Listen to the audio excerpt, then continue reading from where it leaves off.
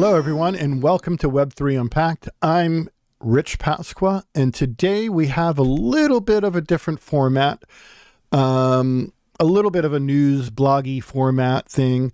So let us know what your thoughts are. Drop us a comment below, and even let us know what content you want to see in the world of Web3,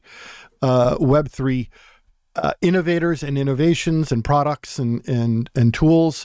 And we've always got our ears open and always want good ideas from you guys. So let us know. So even if you've been involved in crypto for the slightest bit or the smallest amount of time, you probably have tons of questions around what's going on in the space right now. It's really kind of a weird time.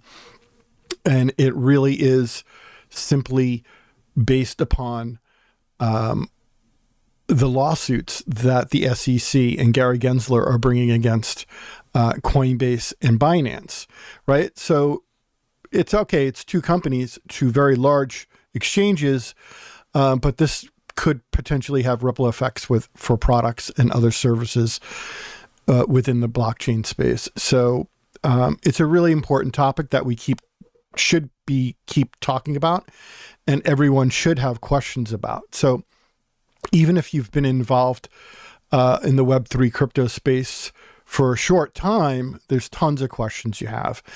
And I think there are some simple answers to some of these questions. And we're going to get down to it and kind of open up the philosophical questions and dialogue around what's happening. So currently, the chairman of the SEC, Gary Gensler, is on a warpath, and he's leading the charge to define what crypto assets are and to gain regulatory control over them. The key word here is control, right? This is going to be a theme throughout this whole broadcast. If we look here, I think we've got something. Gary Gensler believes most cryptocurrencies are securities, and such current laws give his agency the power to regulate them and the sites and apps on which they're bought and sold.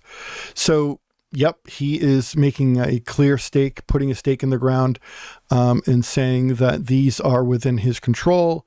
Although the two lawsuits are different in many ways, at the heart, Coinbase and Binance are being accused of failing to register their exchanges with the SEC.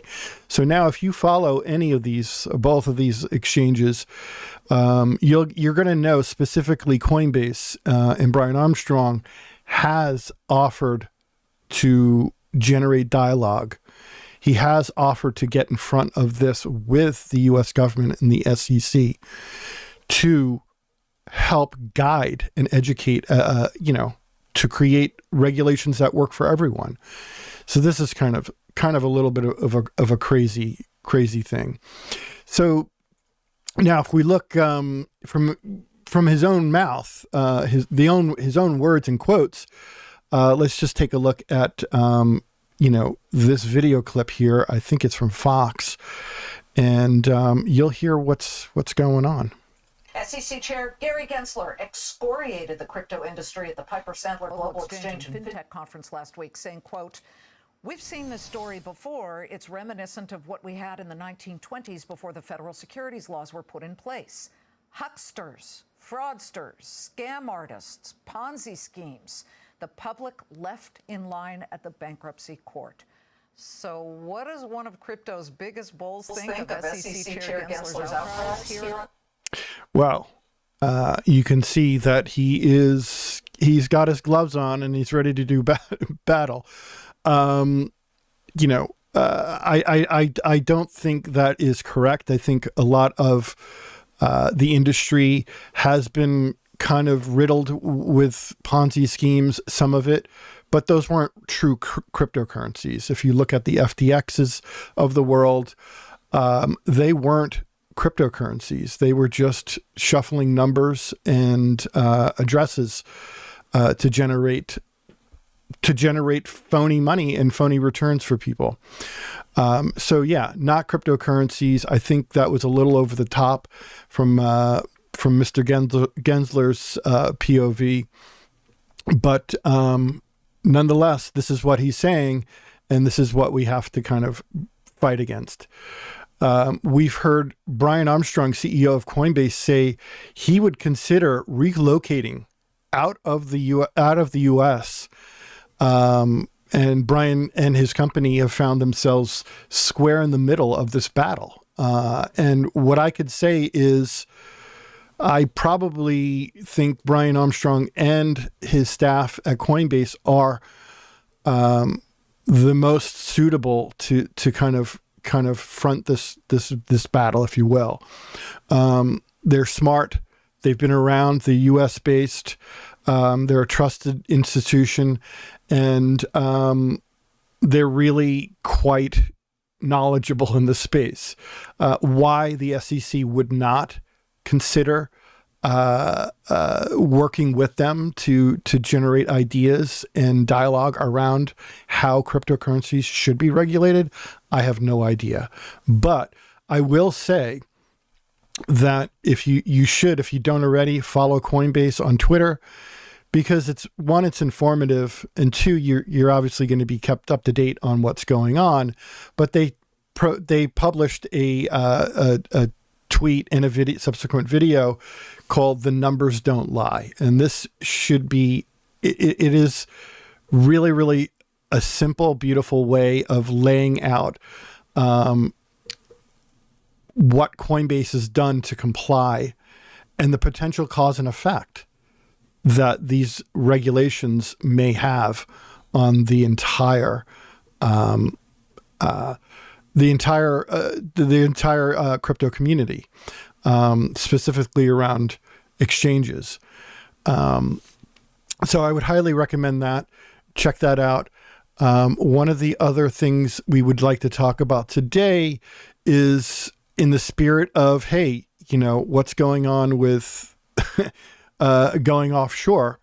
Andreessen Horowitz, the tech-forward venture capital firm and major crypto investor, just announced that they will be opening up its first international office in London. Now, okay, that's great. They're a big agency. They have a huge presence in the United States, obviously, and across the world, but a headquarters in London. Now, they're getting in front of the problem rather than fighting the problem, which is okay. They're probably looking at it from a dollars and cents standpoint, an energy standpoint, and saying, look, we're not even going to dip our toes into this battle with the SEC. Let the United States cool off, and then we'll have options afterwards. They're just jumping over the pond and going straight to London. And that's where most of their crypto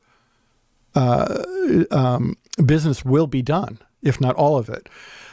So we'd love your thoughts on that. What are you thinking? What's your thinking on that as far as, stay and fight the good fight, or, we're just going to jump ship right now and, potentially set a precedence for other blockchain companies.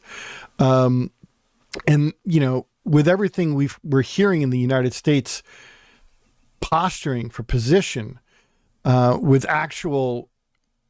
it'll actually suffocate existing Web3 companies with regulations and drive out exchanges and other protocols that really deserve to be here. It seems as if the SEC wants to put crypto into these nice, neat, taxable boxes that they can push around a chessboard. And that's, again, at the heart and soul of what we're talking about today is control. They want control. It's not even about collecting tax money. They're already doing that when you offload or off-ramp your funds or fiat cash, your crypto to fiat cash. They already do that, but now they want to be able to control and twist regulations at their whim. They realize that crypto is picking up speed, and they need to get in front of it before the actual CBDC is released, or the central bank digital coin. Now, when that's released, I'm not sure what's going to happen. If regulations come down, if say they hypothetically shut down Binance, which they are already in talks of, terminating, access for people's funds within the United States specifically.